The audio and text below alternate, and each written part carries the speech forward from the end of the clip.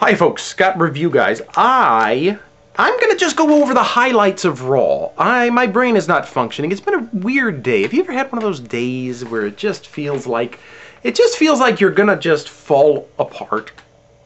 That's kind of what I felt like all day, and my brain, I think, did fall apart, and it fell down a hole somewhere, and it's gone. I don't know what happened to it, and so I'm not able to focus But I feel like I need to do this. As I've said before, if you don't know the details of the new pay-per-view challenge, find that video of ours, go to our channel and look. It's been in the last week or so. I explain the pay-per-view challenge, so you need to listen to what I'm saying so that you can predict what I predict and win the challenge. Hopefully you know. That's why I'm moving forward with this, even if it's a little embarrassing that I'm... Hey, did you vote in NXT on Tuesday night? I voted. Tell me who you voted for. I'll tell you who I voted for. There are a couple of guys that I like, but I feel like the one who has it the most together is Alex Riley. I'm just feeling it with Alex Riley.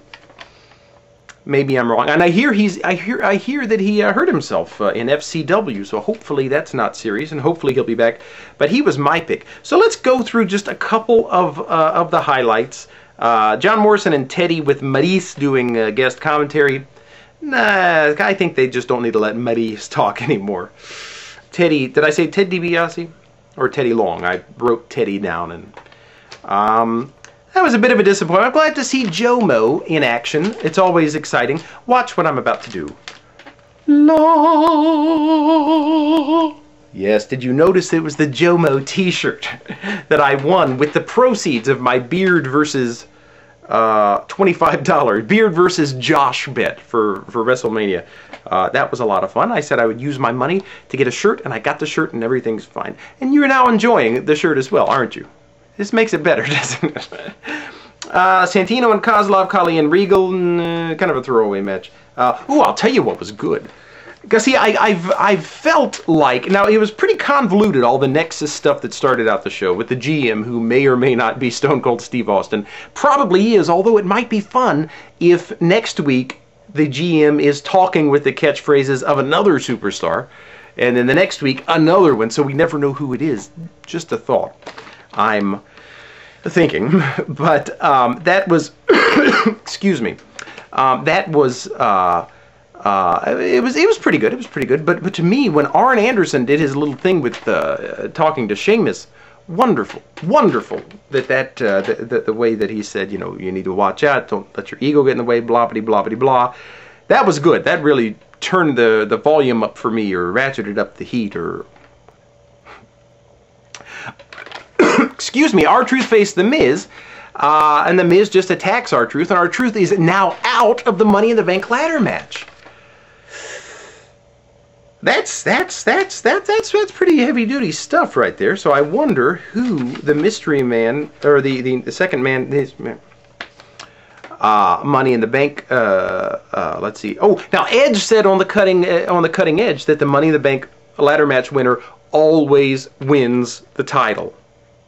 Does this seem like foreshadowing to you? Somebody made the comment that they thought John Morrison would win the Raw Money in the Bank match and then lose in his title shot, which I don't want to see that happen. That would be very sad. But I agree that somebody's got to lose it at some point, or else the suspense will be nil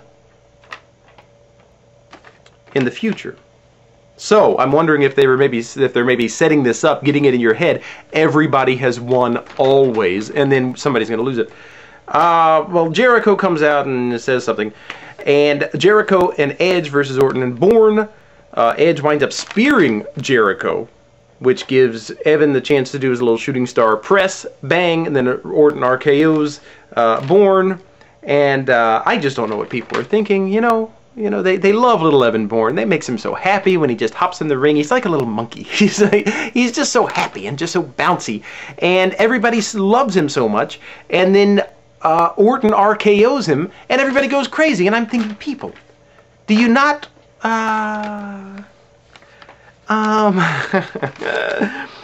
let's see.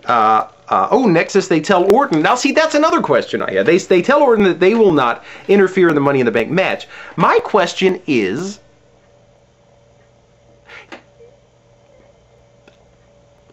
can you grab that case if you're not a participant in the match and win it? Just thinking out loud here. Do you remember when Hornswoggle won the Cruiserweight title? He was in the ring when the bell rang. Then he hopped back under the ring, and then he pinned somebody. Do you remember this? Jamie Noble, was it?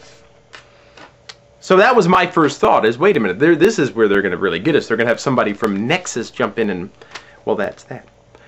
There was a really good routine with Usos and, is it Tamina or Jamina? I know it's a letter with a straight line and a thing at the top, but I don't know if it has the little hook at the bottom, or it's just a T or a J.